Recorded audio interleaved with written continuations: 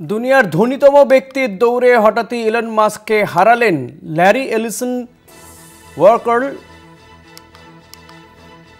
ওরাকেলের সহ প্রতিষ্ঠাতা এলিসনের সম্পত্তি ৩৮,০০০ কোটি ডলার ছাড়াতেই কয়েক ঘন্টা পিছিয়ে পড়েন মাস্ক। তবে বুধবার ট্রেডিং শেষে মাস্ক এগিয়ে যান, তার সম্পদ ৩৮,৪২০ কোটি ডলার। এলিসনের থেকে মাত্র ১ কোটি ডলার এগিয়ে মাস্ক। সামনে জোর লড়াই।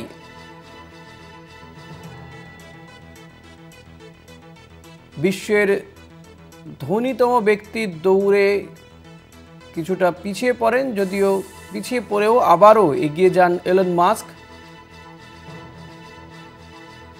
হঠাৎই এলন মাস্ককে হার মানতে হয় ল্যারি এলিসনের কাছে। এলিসনের সম্পত্তির পরিমাণ ৩৮,০০০ কোটি ডলার ছাড়াতেই কয়েক ঘন্টা পিছিয়ে পড়েন মাস্ক। তবে বুধবার ট্রেডিং শেষে মাস্ক এগিয়ে তার সম্পদ ৩৮,৪২০ কোটি ডলার। এলিসনের থেকে মাত্র ১ কোটি ডলার এগিয়ে মাস্ক।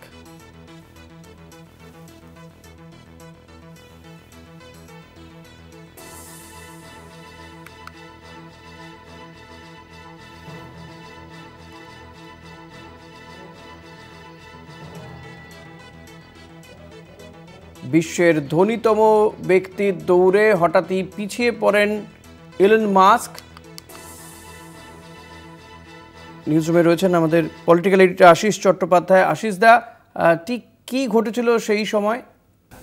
দেখো, এটা বেশ একটা বড়সড় ঘটনা, বিশেষ করে টাকা কড়ির জগতে, দুনিয়া জুড়ে টাকা কড়ির জগতে, যে বুধবার দিন যখন ট্রেডিং খোলে বিশেষ করে মার্কিন যুক্তরাষ্ট্রে, হঠাৎ দেখা যায় ওরাকলের শেয়ার তুমুলভাবে বাড়ছে। এবং যেহেতু ওরাকল এই কোম্পানির মধ্যে অনেক বড় পরিমাণ শেয়ার, বড় শতাংশ শেয়ার রয়েছে এই এলিসনের, সুতরাং তার সম্পদও বাড়তে শুরু করে।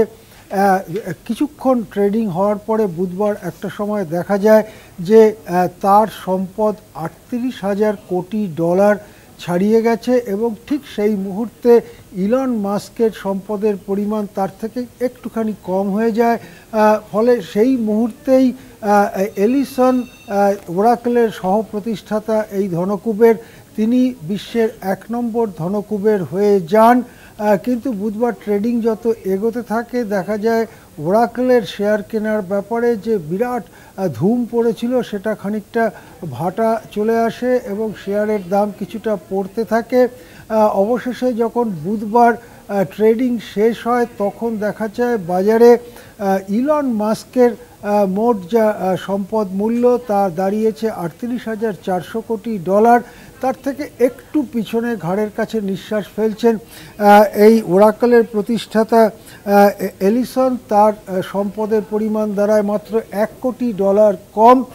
এবং এই হাড্ডাহাড্ডি লড়াইটা এখনও চলছে। আমরা জানি ২১ সাল থেকেই মোটামুটি পৃথিবীতে ধনীতম ব্যক্তির নাম ইলন মাস্ক। তবে মাঝখানে এই অল্প সময়ের জন্য, ঠিক কয়েক ঘন্টা নয়, কয়েক দিনের জন্য বার দুয়েক তাকে একটু পিছিয়ে পড়তে হয়েছে, আবার তিনি সামনে এগিয়ে এসছেন। এবং এখন এই মুহূর্তে ইলন মাস্কই ধনকুবের। তবে এটা বলার ব্যাপার যে এর মধ্যে খানিকটা রাজনীতির ছোঁয়াও লেগে যাচ্ছে। ইলন মাস্ক ছিলেন ডোনাল্ড ট্রাম্পের খুব ঘনিষ্ঠ। ডোনাল্ড ট্রাম্পের নির্বাচনের সময় তিনি খুব সাহায্য করেছিলেন ডোনাল্ড ট্রাম্পকে। পরে ডোনাল্ড ট্রাম্পের মন্ত্রিসভাতেও তিনি যোগ দিয়েছিলেন। কিন্তু ডোনাল্ড ট্রাম্পের সাথে ইলন মাস্কের ঝগড়াঝাটি হয়ে যায় এবং তারপরে ইলন মাস্ক পদত্যাগ করে বেরিয়ে আসেন ডোনাল্ড ট্রাম্পের প্রশাসন থেকে। অন্যদিকে ল্যারি এলিসন, ইনি কিন্তু ডোনাল্ড ট্রাম্পের খুবই ঘনিষ্ঠ এবং চীনা সংস্থা টিকটককে বিক্রি করে, মার্কিন যে ইউনিট রয়েছে চীনা সংস্থা টিকটক, সেটাকে বিক্রি করে দেওয়ার জন্য চাপ দেওয়া হচ্ছে। যদি তা চীনা সংস্থা টিকটক বিক্রি করে দেয় তাহলে সেটা ল্যারি এলিসনকে কেনবার জন্য ট্রাম্প বারে বারে বলছেন। মার্কিন টিকটকের মালিক যদি এলিসন হন বা হতে চান তাহলে সেটা আরও একটা বড় ধাপ হবে ধীরে ধীরে ইলন মাস্ককে ছাপিয়ে যাওয়ার ক্ষেত্রে। এক্ষেত্রে ইলন মাস্কের ওপরে ডোনাল্ড ট্রাম্পের যে রাজনৈতিক ক্রোধ বা ব্যক্তিগত ক্রোধ তাকেই ল্যারি এলিসনকে কিছুটা সহায়তা করছে? এই প্রশ্নটাও কিন্তু এক্ষেত্রে বড় হয়ে উঠছে। যাই হোক, মার্কিন যুক্তরাষ্ট্রের মধ্যেই দুই ধনকুবের, একজন হচ্ছে 81 বছর বয়সী ল্যারি এলিসন, যিনি 1977 সালে আরেকজনের সঙ্গে ওরাকলে সহপ্রতিষ্ঠাতা 77 সালে প্রতিষ্ঠা করেছিলেন, এবং তার উল্টো দিকে দাঁড়িয়ে আছে প্রায় অর্ধেক বয়সী ইলন মাস্ক। এই লড়াই মার্কিন জগতে জমে উঠেছে। ধন্যবাদ আশিস দা। কথা বলছিলাম আমাদের পলিটিক্যাল এডিটর আশিস চট্টোপাধ্যায়ের সঙ্গে।